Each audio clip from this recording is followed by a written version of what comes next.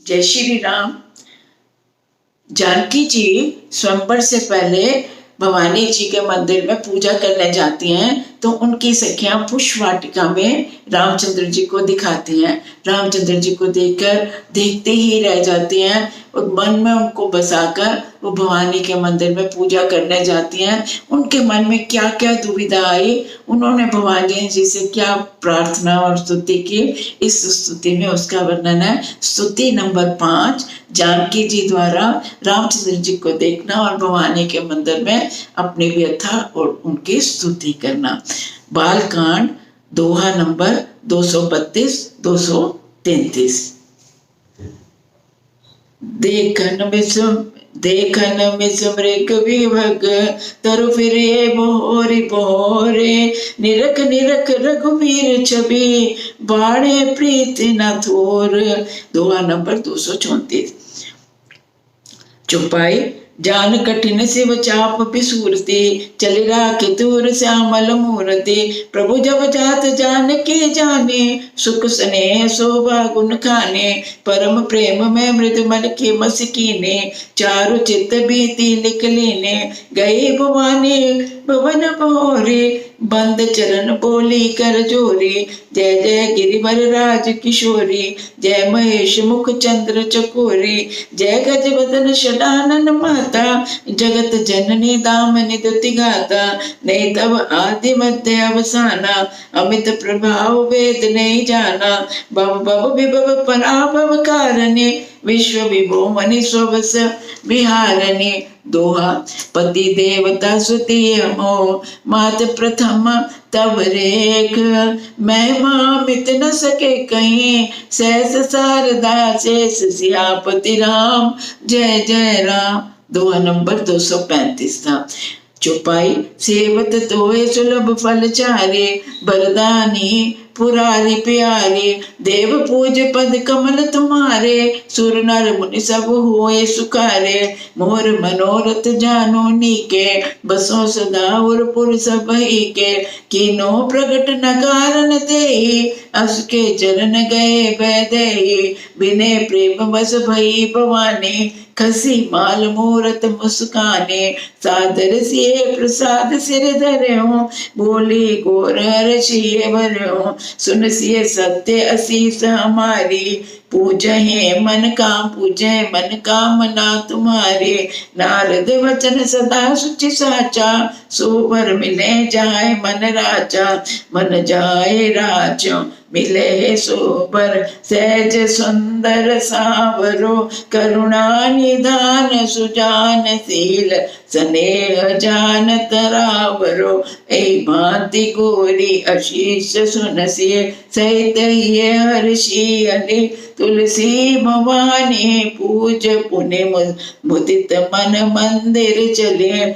जान गोरी अनुकूल, सिए हर्ष न जाए कही।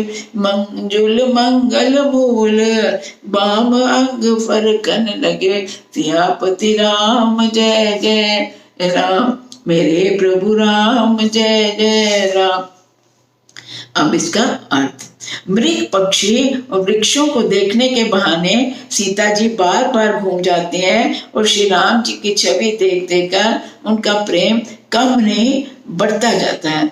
जो शिव जी के धनुष्य को कठोर जानकर वे विसूरती हुई मन में विलाप करती हुई हृदय में श्री राम जी की सांवली मूर्ति को रखकर चली। शिव जी के धनुष्य की कठोरता का स्मरण आने से उन्हें चिंता होती थी और ये सुकुमार रघुनाथ जी उसे कैसे तोड़ेंगे। पिता के प्रण की स्मृति से उनके हृदय में शोक था ही, इसलिए मन में विलाप करने लगे। प्रेमवश ऐश्वर्य की विस्मृति हो जाने से ऐसा हुआ। फिर भगवान के बल का स्मरण आते ही वे हर्षित हो गए और सांवली छवि की हृदय में धारण करके चली। प्रभु श्री राम जी ने सब सुख स्नेह शोभा और गुणों की खान की जानकी जी को जाते हुए जाना। तब परम प्रेम की कोमल स्याही बनाकर उनके स्वरूप को अपने सुंदर चित्र रूपी भित्ति पर चित्रित कर लिया। सीता जी पुनः भवानी के मंदिर में गई और उनके चरणों में वंदना कर रही हैं, हाथ जोड़कर बोली, हे श्रेष्ठ पर्वतों की राजा, हिमाचल की पुत्री पार्वती, आपकी जय हो, जय हो। हे महादेव के मुख रूपी चंद्रमा की ओर टकटकी लगाकर देखने वाली चकोरी, आपकी जय हो। हे हाथी के मुख गणेश जी और 6 मुख वाले स्वामी कार्तिकेय की माता, हे जगजननी, हे बिजली की सी कांति युक्त शरीर वाली, आपकी जय हो, जय हो। आपका न आदि है, न मध्य है, न अंत है। आपके असीम प्रभाव को वेद भी नहीं जानते। आप संसार को उत्पन्न, पालन और नाश करने वाली हैं। विश्व को मोहित करने वाली और स्वतंत्र रूप से विहार करने वाली हैं। पति को इष्ट देव मानने वाली श्रेष्ठ नारियों की हे माता, आपकी प्रथम गणना है। आपकी महिमा को हजारों सरस्वती और शेष जी भी नहीं कह सकते।